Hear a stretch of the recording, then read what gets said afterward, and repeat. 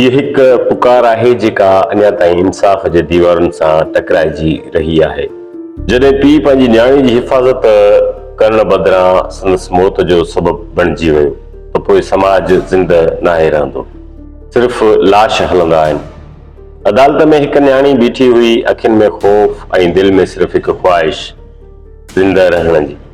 अदालत खेसि दारुलमान मोकिलण जो हुकुम ॾिनो, यानी ज़िंदगीअ ॾांहुं हिकु रस्तो। पर जीअं ई हू ॿाहिरि निकिती, हिकु मंज़र थियो जेको हर कंहिंखे ख़ामोश करे छॾे। पीउ पंहिंजी टोपी लाहे न्याणी जे पेरनि ते रखी चयो, घर हल, कसम थो खणां तोखे कुझु बि न थींदो। उहो कसम, उहो वाइदो, उहो लफ़्ज़ ऐं न्याणी जंहिंजी दिलि में अञा बि पीउ लाइ मोहबत ज़िंदा हुई।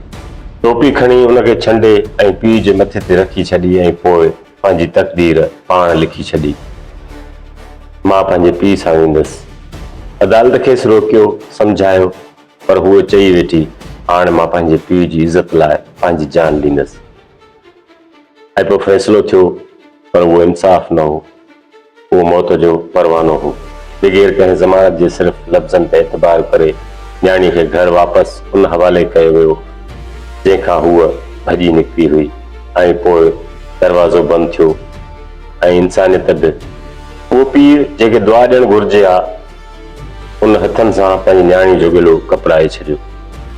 हिकु साह बंदि थियो, पर सुवाल ज़िंदा रहिजी विया। छा इज़त एतिरी सस्ती आहे जो न्याणी जी रत सां ख़रीद कई वञे?